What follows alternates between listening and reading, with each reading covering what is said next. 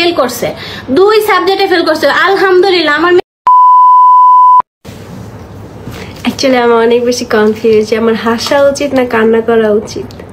তবে আমি publicly sympathy নিতে চাই না, দ্যাটস আমি কান্না করবো না। আমি যথেষ্ট পরিমাণ স্ট্রং একটা মেয়ে, সো অবভিয়াসলি আমি অ্যাজ অলওয়েজ এর মতো হাসি খুশি থাকবো, বিকজ আমার লাভার্সরা আমাকে হাসি খুশি থাকতে পছন্দ করে। ইভেন তো আমি স্যাড ভিডিও করলে তারা অলওয়েজ আমাকে বলে, আপু প্লিজ তুমি স্যাড ভিডিও কখনো ছেড়ো না, কারণ তোমার হাসির ভিতরে একটা অন্যরকম সৌন্দর্য লুকায় আছে।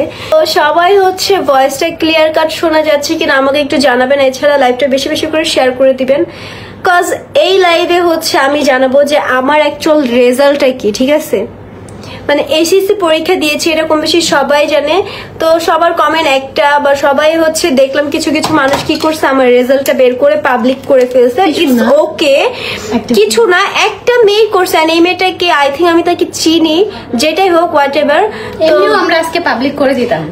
অবশ্যই আমি সবসময় প্রাউডলি বলতাম আমার রেজাল্ট, আমি আমার মেয়ে পাস করুক ফেল করুক যাই করুক আমি সব মেয়ের পক্ষে আছি। মানে আমার কি একটা জাস্ট কথা বলি, যার জিনিস তার খবর নাই, পাড়া প্রতিবেশী একটা ঘুম নাই। মানে আমার থেকে মার থেকে মাসির দরদ বেশি। কথা তোমরা লাইভটি ক্লিয়ারলি শুনতে পাচ্ছ কিনা আমাকে জানাবা। তবে আমার রেজাল্টটা শুনে তোমরা আবার কেউ গসিপিং শুরু করে দিও না যে রেজাল্ট তো খারাপ হবে কারণ মিডিয়াতে কাজ করে এই সেই হাবিজাবি।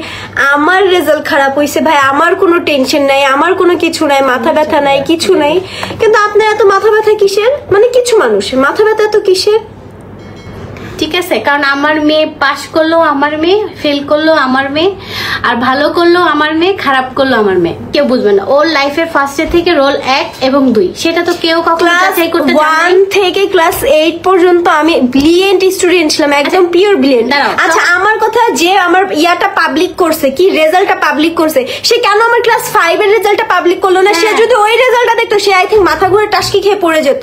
আর আপু তোমার রেজাল্টটা কি ছিল যে তুমি আমার রেজাল্টটা পাবলিক করছো?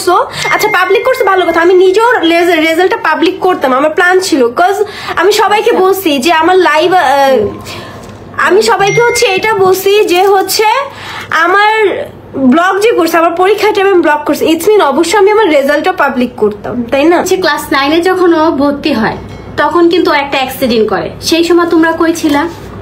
তখন কেউ ছিল না খবর নেওয়ার। আচ্ছা যাই হোক, ও যে একটা অ্যাক্সিডেন্ট করে সব এক্স-রে রিপোর্ট সব আমার কাছে আছে। ওর মেরুদণ্ডের হাড়টা একদম লাস্টের যে হাড়টা ওটা সরে গেছে, 2টা হাড়। ঠিক আছে, 2টা হাড় সরে যাওয়ার পর ওর সম্পূর্ণ 6 মাস বেড রেস্টে ছিল।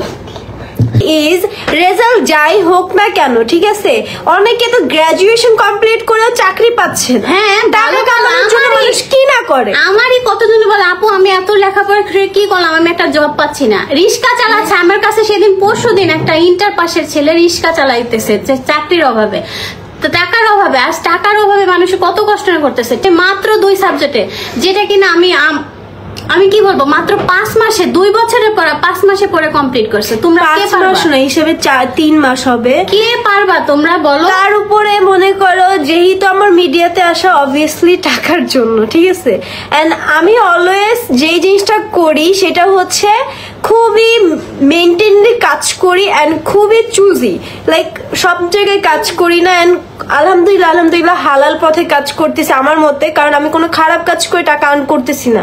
আমি ঘরে বসে টাকা আর্ন করতেছি, ব্লগিং করে আর্ন করতেছি। আর রিসেন্ট